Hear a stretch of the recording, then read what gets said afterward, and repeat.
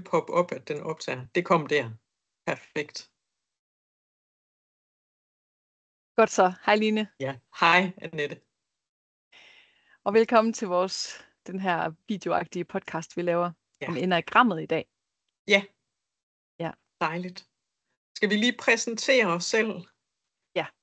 Jeg siger lige mit navn, Line Krump Horsted. Jeg underviser på SOSU Østjylland efter videreuddannelsesafdelingen, laver alt muligt forskellige arbejde, der handler om kommunikation og konflikthåndtering og samarbejde, og er lidt af en psykologisk generalist. Ja. Jeg hedder Annette, og jeg er kollega til Line. Underviser også på efteruddannelsen. Jeg underviser mest oplæringsvejledere, som er SOSU-assistenter eller SOSU-hjælpere.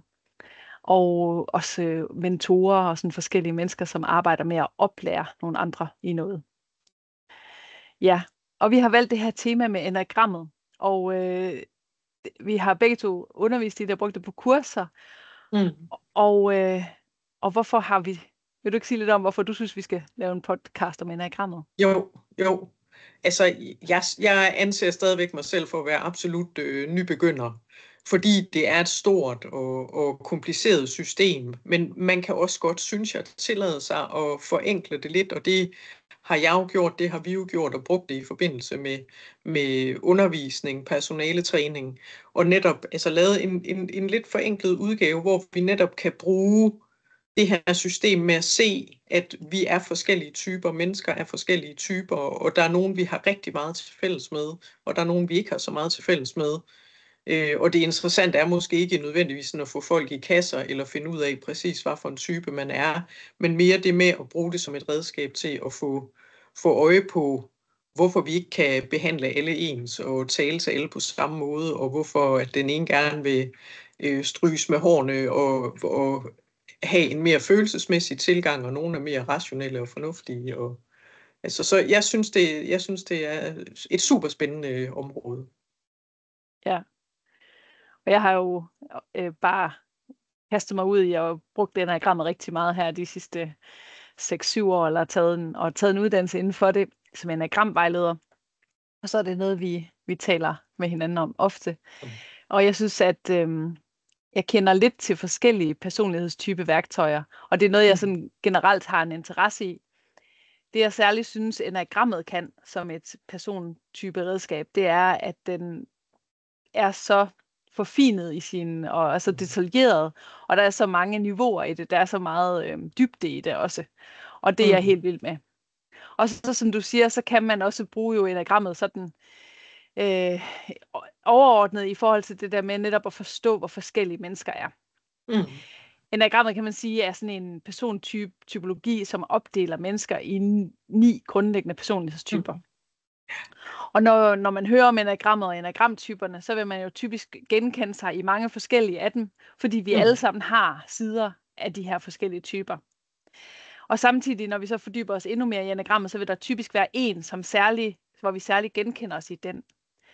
Og hvis vi interesserer os for det og kan bruge det på den måde, så kan det der kendskab til os selv ligesom give nogle værktøjer til at prøve at se på, hvad er det, der grundlæggende motiverer mig? Hvad er mine særlige gaver? Hvad er det, jeg kan bidrage med? Og også, hvad er det, der sker, når jeg kommer til at overforbruge mine gaver eller mine evner, så det bliver skingert, eller jeg kommer til ligesom at kommer til at bringe for meget frustration ind på forskellige måder. Og jeg synes, det er netop der, enagrammet kan noget i forhold til det her med at lige blive opmærksom på nogle ting om mig selv, som jeg ikke selv kan få øje på. Og så kan jeg så få lov til at, med den indsigt at blive lidt mere fleksibel, blive lidt mere foranderlig i min måde at være på, som ellers kan være sådan ret fastlåst. Ja. Og på den måde, der er det jo virkelig noget, vi kan bruge, altså når vi også tit arbejder med mentalisering. Altså bruge det til både det her med at blive mere klar på, mere klog på, hvem er jeg, og hvordan reagerer jeg, og hvordan agerer jeg sammen med andre mennesker, og som du siger, altså hvad er mine gaver, hvad er det, der er min hjemmebane, og hvor er det, jeg godt ved, at jeg kan blive lidt presset, og der måske også er noget, jeg slet ikke rigtig kan finde ud af.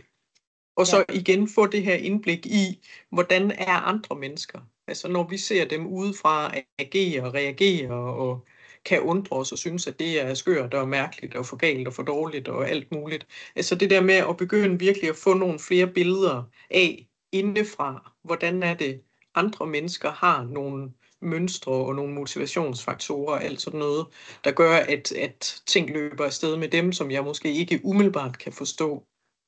Så det giver jo virkelig sådan en dybere forståelse af menneskers forskellighed, og det hjælper, når vi skal kommunikere og samarbejde og være sammen i alle mulige forskellige sammenhænge.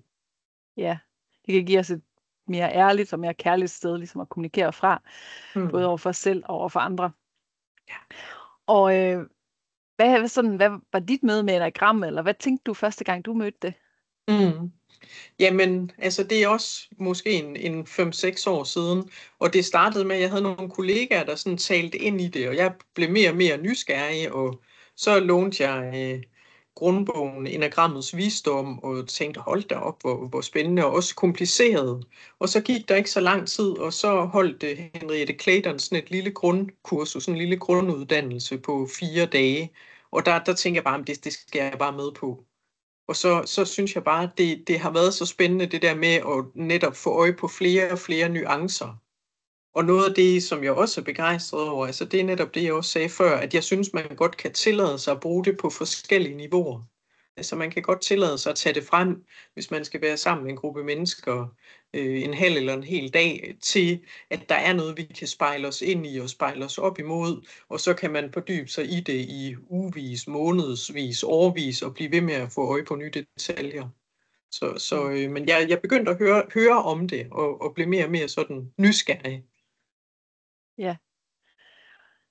Og hvornår mødte du det at kende, eller hvordan mødte du det første gang, kan du huske det? Ja, jeg lærte det at kende også der sådan i slutningen af 20'erne, inden jeg fik børn, og der blev jeg også optaget af det. Også, for jeg kan jo virkelig godt lide, og det kan også være lidt en faldgruppe for mig, at jeg godt kan lide ligesom at sætte mennesker i bås, eller sådan kontrollere, eller vide, hvordan kommunikation bliver opfattet, eller sådan. Og det kan jeg godt lide, den der systematisering der. Ja. Men jeg tror, det var mest, da jeg sådan blev sygemeldt med stress for nogle år siden, og bare simpelthen var så overrasket over at se mig selv. Hvordan kunne jeg ende her? Hvad er det for noget, der sker med mig lige nu? Eller sådan, altså den der sådan genopdagelse af, hvad skete der lige? Hvem er jeg nu? Hvordan kan jeg gøre det her, så jeg ikke ender her igen? Det var også en del af min motivation. Ja. Så lære nogle flere lag af dig selv at kende. Ja. Og særligt det der med lige at være opmærksom på at genkende, hvornår er det, jeg overforbruger og bruger for meget energi eller for mange kræfter, også ofte på det forkerte. Ja, og så vi har jo været lidt inde omkring det her med, hvad enagrammet er. Men altså, det er jo de her 9 typer, og så er der en hel masse, hvis man læser lidt mere ned i det, så er der jo nogle forskellige undertyper, og der er noget forskelligt, man gør, når man bliver presset, eller har det rigtig godt, så ligner man ligesom nogle andre typer. Og så er der det mest, altså noget af det vigtige at sige om enagrammet, det er jo, at det handler om motivation, mere end det handler om adfærd. Så når du og jeg kommer lidt mere ned i det og beskriver noget adfærd, eller hvordan det kunne se ud, eller sådan noget der, så bliver vi nødt til, for at kunne snakke om det, så bliver vi nødt til at tale om det, som hvordan man gør tingene. Men egentlig grundlæggende, så er det kun dig selv, der kan opdage, hvem er du, fordi det handler om, hvad er din dybeste motivation. Og så en anden ting, som jeg synes er virkelig vigtigt her fra starten, det er det der med, at du ikke er din type. Altså mennesker er jo vidt forskellige, så jeg er ikke kun min type. Og jeg kan heller ikke bruge min type som sådan en undskyldning. Jamen, jeg er sådan og sådan, fordi jeg er den her type. Altså, hvis du kender dit mønster, så giver det dig mulighed for at være bevidst om det, og så handle og kommunikere lidt anderledes, end du ellers gør. Ja. Og på den måde tænker jeg også, det også kan handle om noget med modenhed. Altså, fordi det er klart, hvis man kender sig selv godt. Altså, jeg så et sted en beskrivelse af nogle af dem, der sådan har en høj modenhed. Altså, det vil typisk være sværere at se, hvad for en type de er, fordi de meget bedre kan styre nogle af deres egne, både bevidste og underliggende motiver og måder at være. Og så indimellem, så ser vi jo nogen, og vi kan måske også kende det fra os selv, når vi har været presset, så kan man blive sådan en hel karikatur af sin egen type. Og det kan jeg i hvert fald også se på mig selv, at i perioder, hvor jeg har været presset, altså, så har det været lige knap så kønt. Og der tænker jeg ikke, at det har været så svært ligesom at komme på sporet af, hvad for en type jeg måske er. Men når jeg er fredsommeligt godt tilpas i arbejdssammenhæng, så er det måske lidt sværere at se. Ja, og det er måske også meget det her, det handler om, det der med selvindsigt og modenhed, altså at øge det der med, hvordan er jeg sammen med andre, og hvordan vil jeg gerne være sammen med andre. Ja.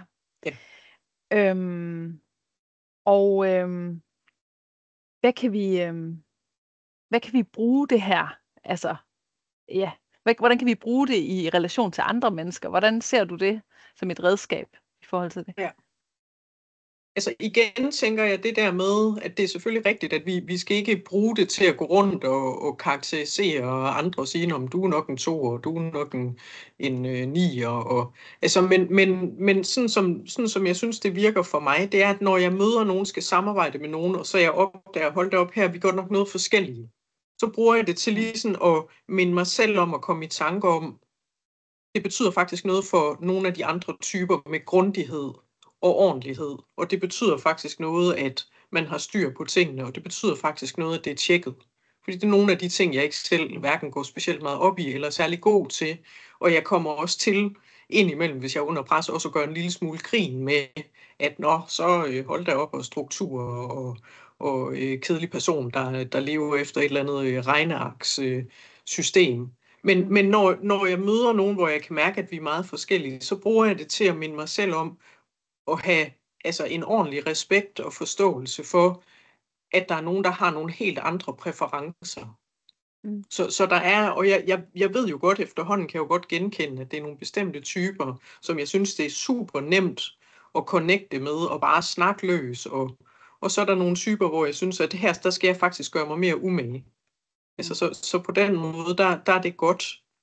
Og så ved jeg jo også godt, at der måske også er nogle af de typer, der kan synes, det er besværligt at være sammen med sådan en som mig. I hvert fald, hvis jeg sådan er alt for løsrevet fra de ydre strukturer. Altså, så der kan jeg også bruge det til at minde mig selv om, at jeg må gerne skrue lidt ned. Der er noget, jeg gerne må skrue lidt ned for med vilje, og der er noget, jeg gerne må skrue lidt op for med vilje for at kunne møde andre bedre. Ja. Ja, og da jeg mødte enagrammet, så og med det der, med at have læst lidt om det videre om det, så genkendte jeg mig mest i sådan en type 3. Ja. Og jeg tror også, da jeg genkendte mig der, så var det, så tror jeg også, jeg oplevede sådan en lille smule, jeg tror, jeg oplevede mig lidt afsløret, og måske også sådan en lille smule flov over, hold da op, når jeg, det er faktisk også det her, der bor i mig, eller sådan. Så der kan både være sådan en, i enagram, så kan der både være for mig den der med, hvor er det dejligt at finde ud af, at der er noget sprog, for det her, der er nogen, der kan forklare noget omkring det her, hvis jeg ligesom hele tiden falder lidt i de samme faldgrupper, eller sådan noget. Og der kan også være noget sådan lidt afslørende ved det, og sådan noget. Noget af det, der kendetegner type 3, det er jo typisk, at type 3 er meget bevidst om, hvordan de fremstår i andres øjne. Og de kan gå meget op i at gerne se ud, som om de lykkes, og de vil gerne virke dygtige og kompetente. Og det kan jeg virkelig genkende, både på godt og ondt. Altså det her med, at det kan være en styrke, det her med at være bevidst om, altså gerne vil være forberedt og være opmærksom på, om nu arbejder jeg som underviser, det her med, at er folk med. Der er jo nogle af tingene, som jeg kan bruge som styrker i typen, og så er der noget andet, som jeg lige skal være lidt bevidst om, ikke mindst i nære relationer, det her med, er det ærligt, det jeg taler ud fra nu, eller siger jeg det, fordi jeg tror, at de andre gerne vil høre det? Altså sådan et spørgsmål der, det er det utroligt hjælpsomt for mig i mange, mange arbejdsrelationer og i mit ægteskab og relation til børn og alt sådan noget med, hvornår er det, at jeg lige er, hvornår er det, jeg faktisk har kontakt til den, jeg er, og ikke bare at blive opmærksom på, hvad der nu kunne glæde eller begejstre dem, der var omkring mig. Altså, og Og det er jo et spændende eksempel, altså netop på, hvordan man så både, altså med det, man måske ikke altid er helt så stolt over, men også virkelig sådan kigger på sig selv der. Ja. Og vil du sige lidt om din type, og hvad du sådan lige, bruger det til? Ja, Altså når jeg hører dig fortælle dit eksempel, så kan jeg jo sådan mærke, at der er nogle steder, hvor der er noget, hvor vi ligner hinanden, og så er der nogle steder, hvor at det er lidt noget andet, jeg skal lægge mærke til. Altså når du siger det med ærligheden, så kan man sige, for mig der kan det næsten være det modsatte, at indimellem så skal jeg huske, at jeg behøver måske ikke at være så ærlig hele tiden alle steder, uden folk har bedt om det. Altså fordi jeg er en type 8, og jeg kan godt lide at bestemme, og jeg synes også selv, at jeg er rigtig klog, og jeg vil gerne fortælle andre mennesker, hvordan tingene hænger sammen. Og det kan komme til at blive tromlende, og det kan også godt komme til ikke altid at være rigtigt. Altså, så for mig, der er det der med sådan, at når jeg har lyst til måske at frembruse med noget, som jeg lige synes, jeg har set, hvad for en vej vi alle sammen skal gå, og jeg kan lige gennemskue et eller andet om dig.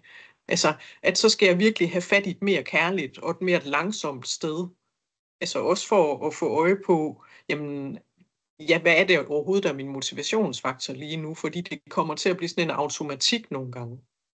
Altså, så jeg bruger det til sådan, at jeg skal blive mere langsom, og jeg skal have meget mere fat i det kærlige, før jeg begynder på at ture frem med, at jeg synes, jeg har set nogle sammenhænge, som jeg synes, at jeg gerne vil afsløre lige med det samme. Så det kunne være sådan et eksempel på, hvordan jeg lige prøver at holde noget af mit 8'er fremadstormende lidt i snor indimellem. Ja.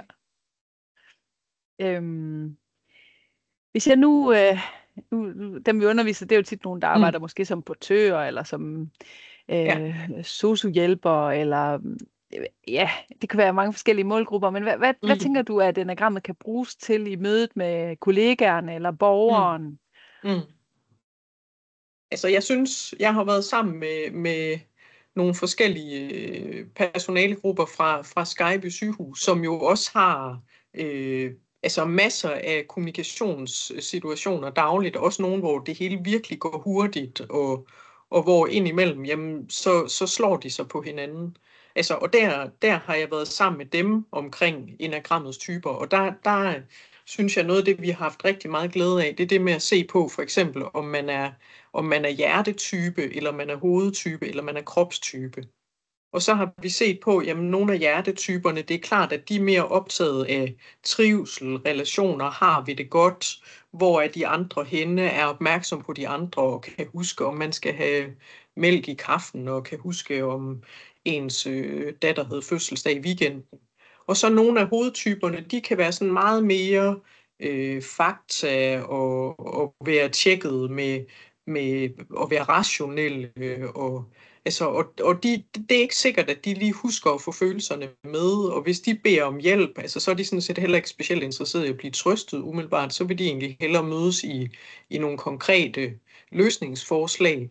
Altså, og der har vi ligesom sådan kunne se, hvad sker der så, når sådan to typer mødes, og så få øje på, jamen det er egentlig ikke personligt, eller rettere sagt, altså det er jo forskellige persontyper, der slår sig på nogle af hinandens træk. At det er ikke fordi den ene er ligeglad med den andens følelser, og den anden er et eller andet følelseskold. Men det bliver spændende at se, og når vi så analyserer nogle af de situationer i kommunikation, så kan vi lige pludselig alle sammen få øje på, gud, jamen det er da bare det. Det er da bare i gåseøjne det, der er på spil.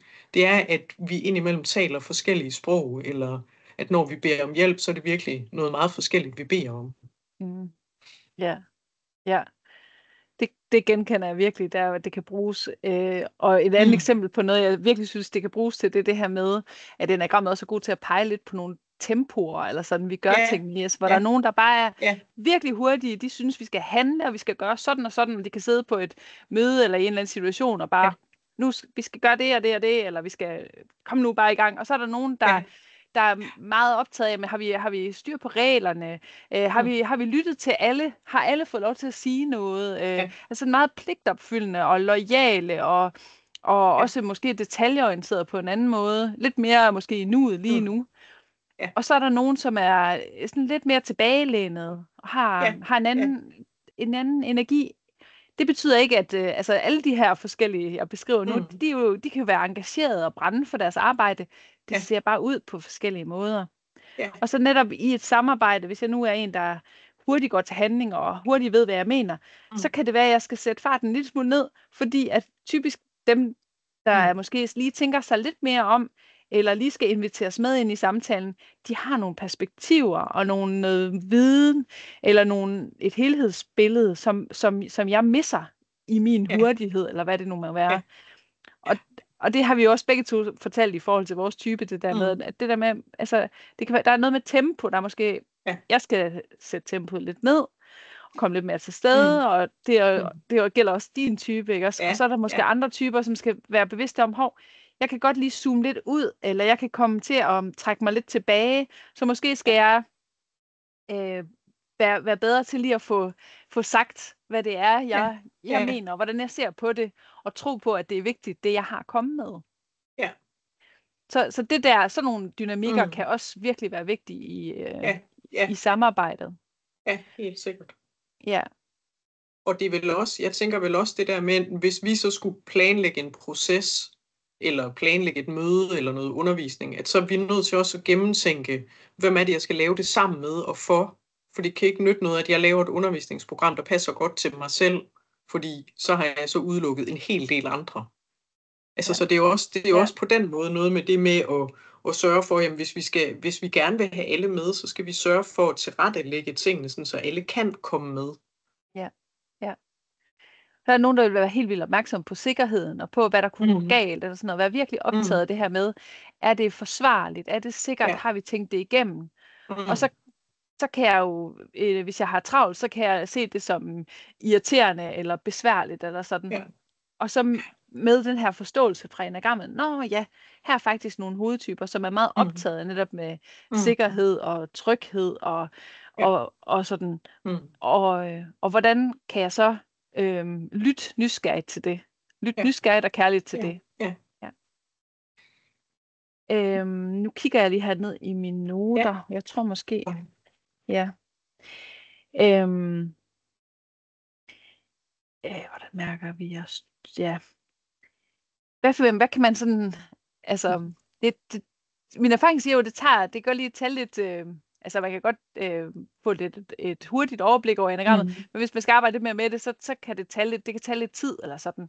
Hvad får jeg ud af, hvis jeg ligesom på en eller anden måde kan sætte mig lidt ind i det, og genkender mig en type? Hvad får jeg ud af det? Altså, det er jo... De fleste, bliver jo optaget af det der med steder, hvor man genkender sig selv. Og hvis vi lavede sådan en hurtig gennemgang af de 9 typer, jamen så ville man jo, som du også startede med at nævne, få øje på Gud, og er det her mig, og det her kunne godt være mig, og det her kan jeg godt kende, og det er helt sikkert ikke mig, det kan jeg helt sikkert ikke genkende. Altså, der sker noget det her sted, hvor vi begynder at få noget genkendelse.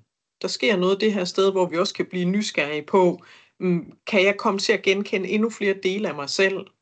Og så kender jeg absolut godt den beskrivelse, du selv kom med, at der er nogle steder, hvor man kan blive sådan helt glad og stolt, og så er der nogle steder, hvor man kan tænke, ouch, altså hjælp, at det her også mig, og det er det sted også, hvor vi kan virkelig lære noget. Altså det er jo de steder, hvor vi også kan blive spejlet i noget af det, som vi måske forsøger at undgå at vise, og forsøger at undgå, at andre får øje på, og måske helst heller ikke selv vil se i øjnene. Altså, så det er jo også, vi kan jo også få fat i nogle skyggesider.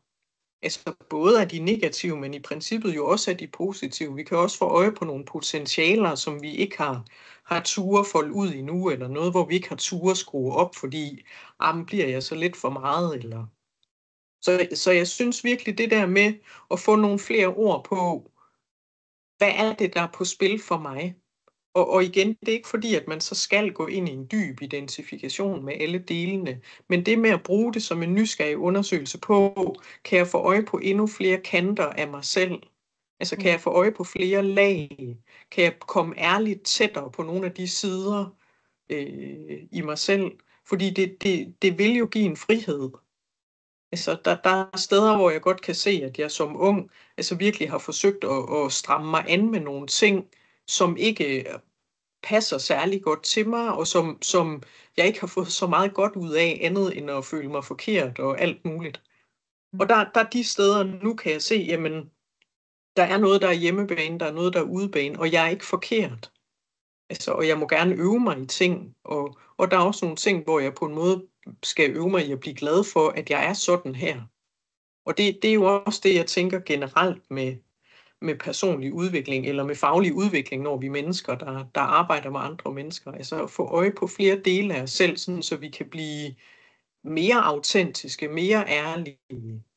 Og så kan man jo også sige noget mere om det højt, at det her, det er ikke lige min force, og jeg håber, folk vil lade være med at tage det alt for personligt, når jeg for eksempel ikke særlig tit svarer på mail og telefon.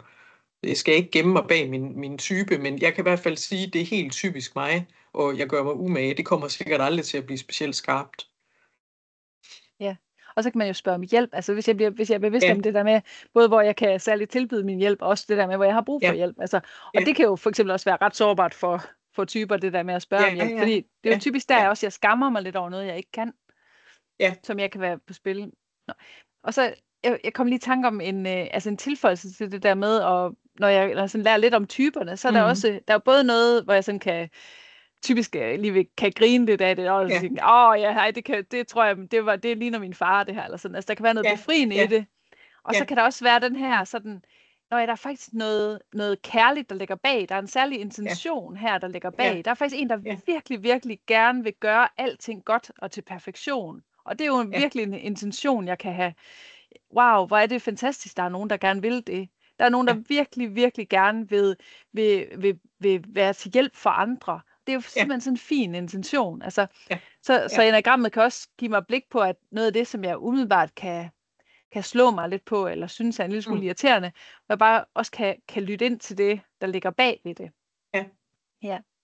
Så du tænker på det der med netop at få øje på hinandens motivation, eller få øje på de steder, hvor de andre er motiveret noget andet end mig. Ja. Jeg tænkte lige på, at vi måske kunne runde lidt af med sådan et spørgsmål omkring, altså hvis du nu havde kendt enagrammet tidligere, eller hvis du nu kunne tale til dit yngre jeg, du var lidt inde på det der med, at, altså så hvad kunne det have været befriende at vide tidligere, hvis du havde vidst det her om enagrammet? Ja, altså jeg synes helt sikkert det her punkt med, og jeg lige ved at sige slås og skændes med andre mennesker, det lyder som om jeg har haft det meget dramatisk. Det har jeg egentlig ikke, men altså ligesom så mange andre har jeg jo selvfølgelig været i alle mulige forskellige konflikter. Og jeg har også været i relationer, hvor jeg virkelig sådan er blevet skuffet og ikke har følt mig set og forstået og anerkendt. Og der er helt sikkert set i bagspejlet også steder, hvor der er nogen, jeg ikke har forstået, og jeg ikke har set, og jeg ikke har anerkendt. Og her tænker jeg helt sikkert, at hvis jeg havde haft noget mere bevidsthed om mig selv som type, eller de ting, jeg kan falde ind i, og andre, så ville jeg måske i langt højere grad have set motivationen, eller have set intentionen fra andre mennesker. Set, at det her, det er faktisk en kærlighedserklæring. Den her måde at prøve at hjælpe, eller det, som jeg har oplevet som at blande sig og et eller andet være bedre vidende, eller prøve på at begrænse mig, at det er kommet fra en meget kærlig intention. Det har jeg ikke altid opdaget. Til gengæld så har jeg helt sikkert jo også generet andre mennesker med min lidt bulldozer-agtige måde indimellem at prøve på at hjælpe nogen, der ikke har bedt om min hjælp. Og så er jeg blevet pissesur over, at de ikke ligesom tager imod, at nu kommer jeg her for at hjælpe dig og et eller andet. Altså, at der er virkelig klart nogle niveauer her, hvor at livet har været mere besværligt, end det behøver at være, og at det har kostet noget i nogle relationer, helt sikkert. Hvad tænker du? Altså, det er selvfølgelig altid sådan lidt spøjs, det der med at se tilbage, ikke? Men altså, det er et godt spørgsmål, synes jeg. Ja. Jeg kunne virkelig godt have lyst til at sige til den lidt yngre udgave af mig selv. Træk vejret, slap af. Du er værdifuld, som du er. Altså det her med at ligesom tro, at min værdi ligger i det, jeg gør, eller i det, andre folk synes om mig, eller sådan noget. Altså det på en eller anden måde ligesom få blik for noget andet. Og jeg ved ikke, om det er heller ikke sikkert, at jeg ville kunne have hørt det på en eller anden måde. Nej. Men jeg tror, at det der med lige at få... kan du se, bare lige sådan viske til den lidt yngre udgave, kan du se, hvor meget af din opmærksomhed, der går på her, at du gerne vil shine, eller have positiv opmærksomhed. Prøv lige at være i kontakt med dit hjerte, og hvad er det, du selv længes efter, hvad er det, du ønsker. og du får ikke mere værdi ved at blive, hvad andre folk synes om dig. Ja. Ja, det var meget, det kunne jeg godt tænke mig at have sagt til mig selv. Ja. Og det er jo, jeg synes jo, at det er noget af det, vi også kan bruge enagrammet til, og den her slags arbejde. Det er lige præcis det her lidt trøstende, som du er inde på, det her med at rolig nu. Altså, du er, som du skal være, og du er helt i orden. Det betyder ikke, at du ikke gerne må gøre dig umage og lære noget nyt. Men det her med virkelig sådan at få lov til at være sådan, som man er, så man kan falde til ro, og så arbejde derfra. Fordi det der med at være under pres og kritik, altså der er ikke så mange af os, der vokser så meget af det. Altså, så det der med sådan at komme et lidt mere kærligt sted fra, det er i hvert fald rigtig rart. Ja. Og jeg kan jo sige, at hvis du som lytter til det her har lyst til at vide lidt mere om det, så tror jeg, at lige når jeg laver flere samtaler omkring det, jeg har sådan en gruppe, eller sammen med en anden kollega på Facebook, der hedder Enagram og Eksistens. På YouTube ligger der sådan nogle rigtig fine små videoer om typerne, som Henriette Clayton hun laver. Og det tror jeg lige, jeg putter ned i beskrivelsen af videoen her, så man kan læse mere. Ja, jeg tror, det var noget af det her, vi skulle omkring, Line. Ja, perfekt. Tak for snakken. Det siger jeg også. Men vi snakkes ved om enagrammet og meget andet spændende. Ja. Det gør vi. Tak.